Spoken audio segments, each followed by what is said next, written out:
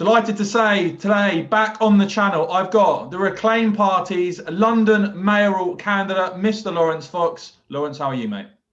I'm all right, mate. How are you doing?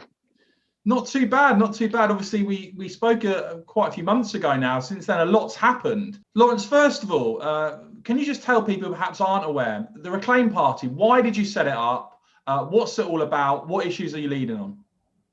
The Reclaim Party I set up to preserve the values of freedom of speech and the principle of freedom of speech, which is under attack in society, certainly in the Anglosphere for some reason. So yeah, we exist to make sure that the broadest possible debate it can take place. I mean, it's pretty much that simple. So what did you feel that the Conservative government, Conservative Party weren't doing adequately, that you felt strongly enough that you wanted to set up this new party? Well, they're still not doing it either. They won't go near any cultural issues, and I can see why, because they're difficult, and you get accused of all sorts of things if you're trying to talk about them.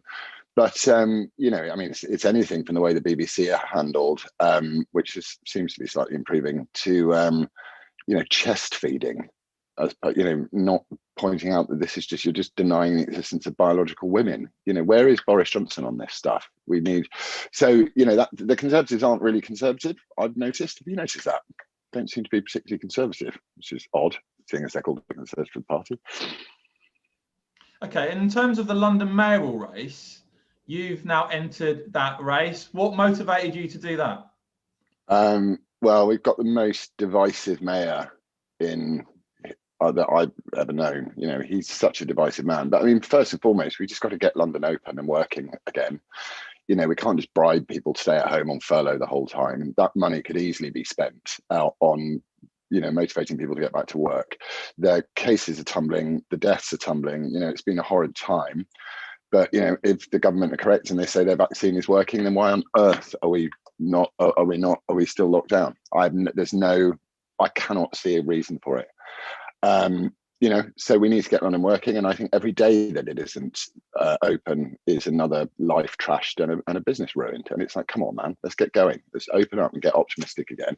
And then, yeah, you know, Sadiq is just the most divisive man in the world. You know, and I have to follow him on Twitter because obviously he's the mayor, and no one tweets make the hair on the back of my neck stand up with annoyance more than his. And it's very, very divisive what he's doing. He's an identitarian, and it's not about London, it's about his particular ideological political stance, and I think people are fed up with it. Yeah, I mean, Sadiq Khan facing huge amounts of criticism. I certainly don't think there's many fans of him here on my channel, Laurence. Yet, when you look at the polls, he has a huge lead, seemingly, in this London mayoral race. What do you make of that? Don't know. Well, I mean, London is the cathedral of woke, right? You know, so his ideology obviously does go well with some people in London, and you know, he not that he hasn't done anything. Actually, he hasn't. I don't know is the answer as to why. I might have to go out and poll people and say, what do you actually like about Sadiq with knife crime soaring and TfL on its knees, and you know, what do you like about him in low traffic neighbourhoods? What is actually brilliant about him? And given the restrictions, obviously, that are still on at the moment, Laurence, is on a huge amount of elections, not just the London mayor race, but elections right across the UK. How do you intend to get your message out, given those restrictions? Does this radically change the way that you're approaching the campaign to if we were living in normal times? Yeah, because it's going to be more of an air war, isn't it? This campaign, but I mean, they're lifting restrictions. You can do some campaigning. I mean, I wouldn't want to go and knock on someone's door because A, I don't like it when people come and knock on my door, particularly if I don't know them, and B, it's you know, we can get out there. We're going to get a bus, and we're doing some newspaper stuff, and I'll take Mrs. Thatcher with me. It's bound to get some votes. It's very strange times, and one of the things I've certainly picked up is it does seem like a very low key, not just in terms of London mayoral race, but right across the country. Obviously, with the elections fast approaching in early May, we weren't sure for a while if they were even going to take place. Have you heard of there being campaign events, hustings? There doesn't seem to be that much in terms of actual candidates against candidates at the moment.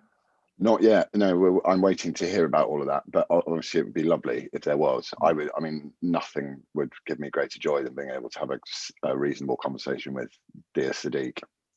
So, are you confident of being on a platform with him before polling day? I don't know, man. We got to try, don't you? You don't try, you don't find out.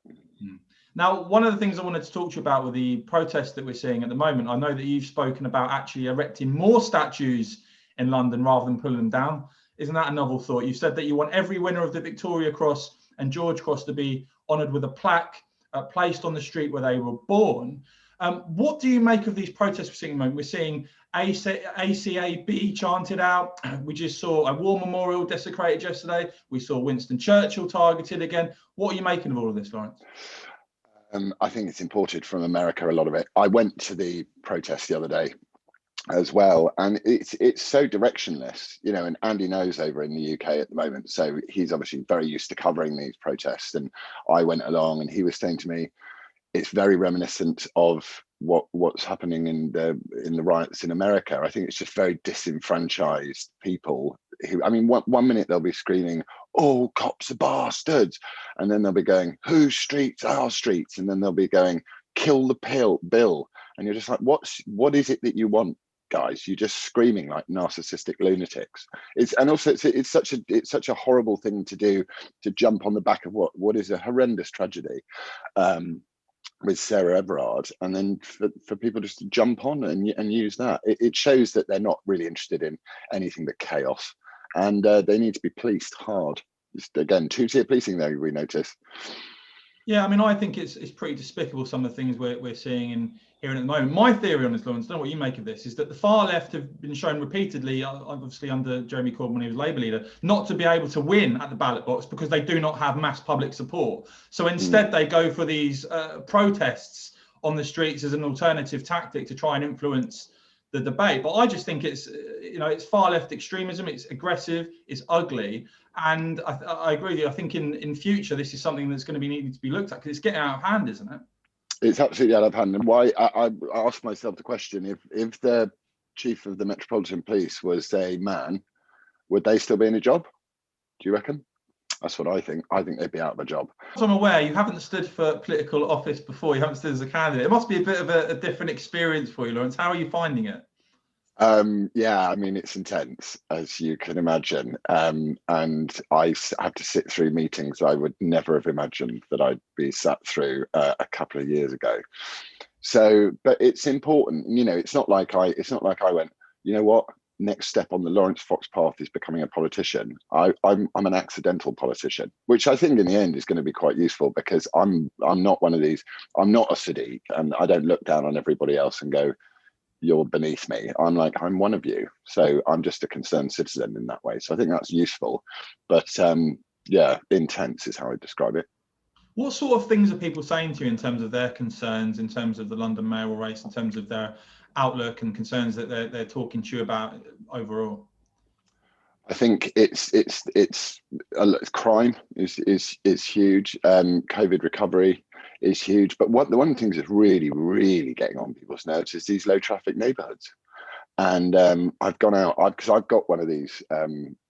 My dad's just down the road from me, and I moved to be not too far away from him. I've got to drive now right round Vauxhall just to get down to him. So I'm like, you may have made a low traffic neighborhood inside, but what you've created is an absolute mayhem on any of the main thoroughfares through London. So, and you know, this idea of the moral supremacist elite going, is it a necessary journey? It's like, excuse me, sorry to interrupt, but I'll decide whether it's a necessary journey. Is that all right, mate? I'll decide. So it's sort of, it's crazy. I've been to see them in Hackney, and you know, they hide them away, these sort of stupid flower pots, and people can't see half the time if they're going to be fined, and they're getting 130 quid fine. They made £1 million on these things, and it's just it's sort of a racket, and you know, it's really damaging businesses all over London who can't, especially delivery businesses who can't deliver. So that's one of the ones that I've started to look at and gone, that's dreadful. But obviously we've got you know, TfL is on its knees because of COVID, and knife crime is horrendous. So that's what needs looking at. And housing, geez, man, housing. You know, that's the other one. and we've got sort of scrubland and useless little tiny bits of the greenbelt that are not beautiful and are not needed. The greenbelt's expanded hugely, and you could just solve this problem by doing a full audit of the greenbelt and little bits of it, and also around the new Crossrail stations. This needs to be done. People, you've got to be able to afford a house in London. It's ridiculous that you can't afford a house in London if you work in London. Laurence, in terms of the London mayoral race, what is success? What does success look like for you? What do you want to achieve during the course of this campaign? Mate, I'm going to be in One Mayor Road, Mayor Town. You know, that's it. You've got to. There's no point in doing anything unless you want to win. I don't know what success is though, but success is standing for me. That's all. Success is being able to have your first political battle. I mean, to be honest, have I chosen the best place to do it? Nah, because it's, as I say, it's the Cathedral of Woke, and I sort of stand against that stuff. So I don't know. I think it'd just be nice to give that the proportion of Londoners. London, 40% of London voted Brexit, didn't it? So there are, you know, London isn't totally lost to the globalists. We'll have to see. I'd like to, you know, if Sean Bailey had a better campaign and a better traction, it would be interesting, but he doesn't seem to have many ideas. And in terms of the Reclaim Party more widely, will you be standing candidates in other places? Like, for instance, will you be standing a candidate in the Hartlepool by-election, do you think? I'm thinking about Hartlepool by-election. I'm going to find out when it is. I'm going to stand a candidate in Glasgow Pollock, which is our good friend Hamza Yousaf's seat, on the hate crime, you know, to draw attention to the massive problems of this hate crime bill. They'll start it in Scotland, they'll try and bring it to England, and that's it at the moment. But then, you know, as we go forward post London and into the next election, then yeah, I think so. I think we will. Well, Laurence, I know there's a lot of people on this channel that are interested in what you're doing, what Reclaim's going to do next. I hope we can speak again during the course of your campaign. Laurence Fox, thanks for joining me today. No worries, Van. Lovely to speak to you. Cheers.